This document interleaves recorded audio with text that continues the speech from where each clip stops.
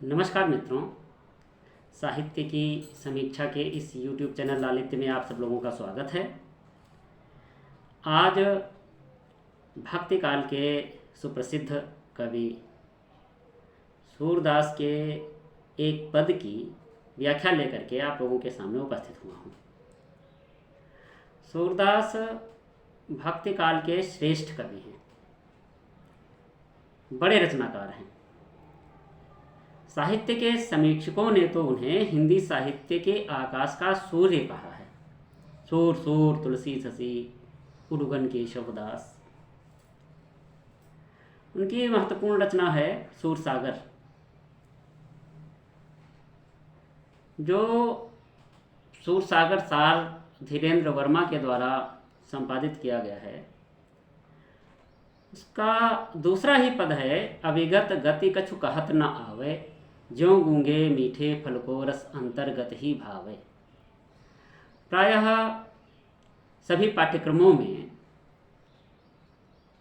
विद्यार्थियों के पठन पाठन हेतु यह पद पाठ्यक्रम में संकलित किया गया है, इसलिए आज इसकी व्याख्या आप लोगों के सामने की जा रही है। जैसा कि विदित है, सूरदास साकार ईश्वर के उपासक थे। उनकी भक्ति भावना सगुण थी। इस पद में उन्होंने सगुण भक्ति को क्यों अपनाया, निर्गुण भक्ति को क्यों नहीं अपनाया, इस संबंध में सफाई सी दे रहे हैं। और सफाई में उन्होंने निर्गुण का खंडन इसमें नहीं किया है, ना सगुण भक्ति की महत्ता दिखाई है, बल्कि सीधे साधे इस पद में उन्होंने यह कहा है कि जो साकार ईश्वर है उसको जानना समझना, हृदय में धारण करना सरल है, सुगम है। और जन सामान्य की यह आदत होती है, उसका स्वभाव होता है, उसकी प्रकृति होती है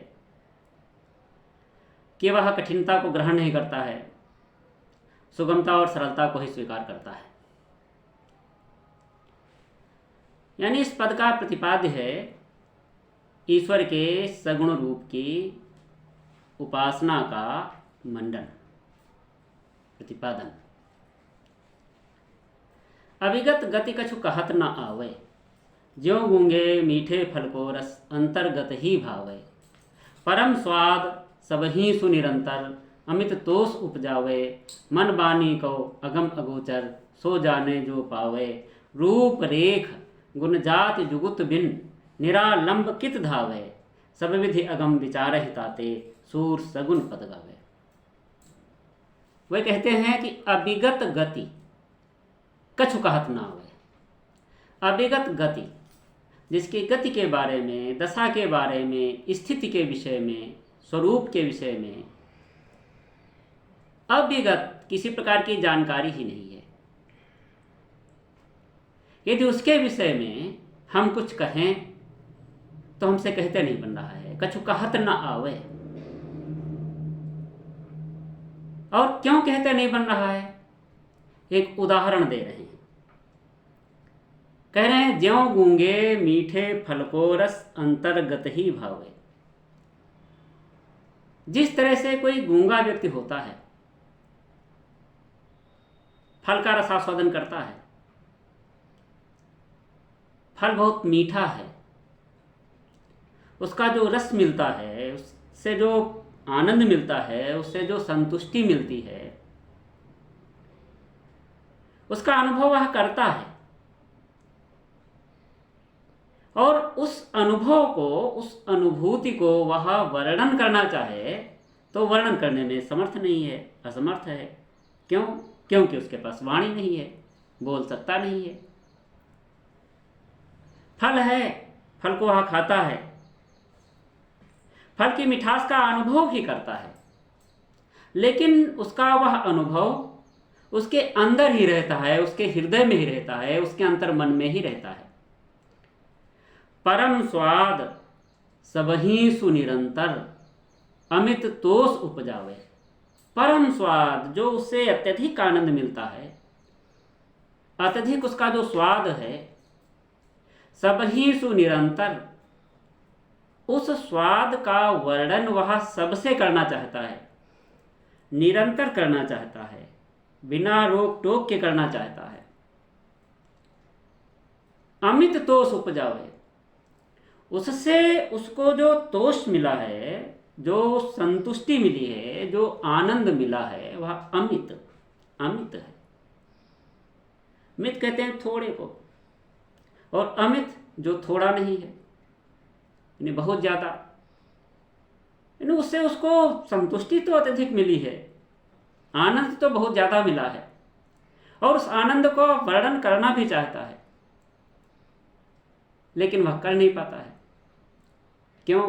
क्योंकि उसके पास उस आनंद के बखान का जो माध्यम है, वाणी, वह वाणी उसके पास नहीं है।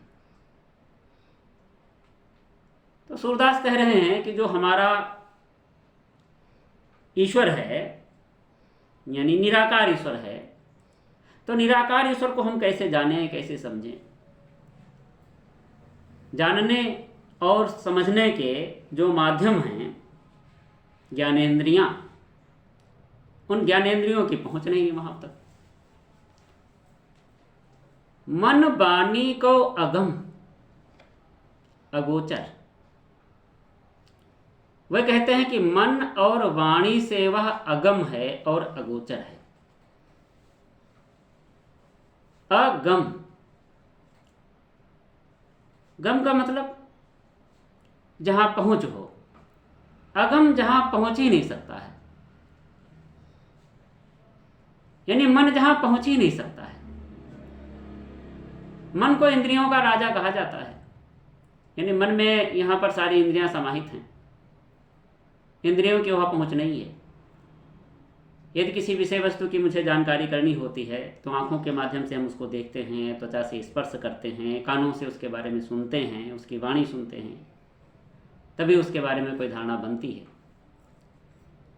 लेकिन जो निराकार ईश्वर है, वहां तक तो मन पहुंचता ही नहीं है। अगोचर, गोचर उसको कहते हैं जो इंद्रियों की पहुंच में हो। अगोचर, जिनके विषय में जानकारी इंद्रियों के माध्यम से न प्राप्त हो सके। तो जानकारी का जो साधन है, वह साधन वहां पर रसफल है, फेल है। सूरदास कह रहे हैं कि ऐसे निराकार ईश्वर के बारे में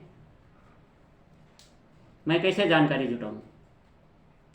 सो जाने जो पावे, उसको तो वही जानता है जिसने उसको पा लिया है। और मेरे पाने का साधन मेरी ज्ञानेंद्रियां हैं, मेरा मन है, उनकी पहुंच से वह परे है, इसलिए मैं उसको पाने में समर्थ नहीं हूं। इसलिए जिसको मैंने देखा नहीं है, जिसको मैंने सुना नहीं है, उसके बारे में हम वर्णन कैसे करें? फिर आगे वो कहते हैं, इसी को स्पष्ट करते हैं, इसी को आगे बढ़ाते हैं, इसी बात को कि रूप रेख गुण जाति जुगुति बिन निरालंब कित धावे। उसका कोई रूप नहीं है, उसकी कोई रेखा नहीं है, उसका कोई गुण नहीं है, जाति से रहित है वह। जुगति बिनु, इन्हीं जुगतियों से, इन्हीं युक्तियों से तो उसके बारे में जानकारी हो सकती है, लेकिन वह इनसे परे है। निरालंब कित धावे, इसलिए उसको जानने का मेरे पास कोई आलंबन नहीं है, आलंबन नहीं है, कोई सहारा नहीं है। कित धावे, इसलिए हम किधर दौड़ें? यानी जो निराकार ईश्वर है, वह रूप, रेखा, गुण, जाति से रहित है, अनादि असीम ब्रह्म है, और वह मनुष्य के सीमित मन और वाणी का विषय कैसे हो सकता है? ज्ञानी उसे जान सकते हैं, परंतु कह नहीं सकते हैं। हम उसके बारे में जानना चाहें तो जान नहीं सकते हैं। जिन साधनों के माध्यम से उसकी जानकारी प्राप्त की जा सकती है वह साधन वहाँ पर काम नहीं करते हैं। सब विधि अगम विचार हिताते, इसलिए हम हर तरह से विचार करके यह निर्णय कर चुके हैं कि वह अगम है हमारे लिए। इसलिए यह सूरदास सगुण ईश्वर के पदों का गान करता है। अब यह इस पद की एक सामान्य सी व्याख्या है जिसको सूरदास ने इस पद में, इन पंक्तियों में व्यक्त किया है, कहा है। यदि हम इस पद का विशेष काव्य सौंदर्य स्पष्ट करना चाहें तो कह सकते हैं कि इसका जो प्रतिपाद्य है वह है ईश्वर के सगुण रूप की उपासना की महत्ता का बखान करना। इसमें रस भक्ति है। अलंकार उदाहरण है। अनुप्रास, कहीं कहीं अनुप्रास की बहुत सुंदर छटा है, जैसे कछुकहत, स्वाद सबही सुनिरंतर, सावर्ण की बार बार आवृत्ति हो रही है। अगम अगोचर, आवर्ण की आवृत्ति हो रही है।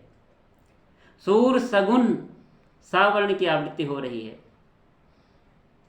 और जहाँ पर अनुप्रास अलंकार का प्रयोग होता है वहाँ पर जो कविता होती है, जो पद होता है, उसमें अद्भुत नाद की सृष्टि हो जाती है। छंद गेय पद है, रीति वैदर्भी है। काव्यशास्त्र के आचार्यों ने 3 रीतियां बताई हैं, वैदर्भी रीति, गौणी रीति और पांचाली रीति। तो यहाँ वैदर्भी रीति है। गुण प्रसाद है। प्रसाद गुण की विशेषता यह होती है कि उसको पढ़ते ही उसका जो भाव है उससे चित्त हृदय आह्लादित हो उठता है। इसमें वृत्ति उपनागरिका है। भक्ति का फल होता है अमित तोष की उपलब्धि, असीम आनंद की उपलब्धि, और उसी उपलब्धि का बखान इस पद में सूरदास ने किया है। तो इस तरह इस छोटी सी वीडियो में सूरदास के इस महत्वपूर्ण पद की व्याख्या काव्य सौंदर्य के साथ की गई है। आशा है आप सब लोग इसे सुनकर, देखकर लाभान्वित होंगे। बहुत बहुत धन्यवाद।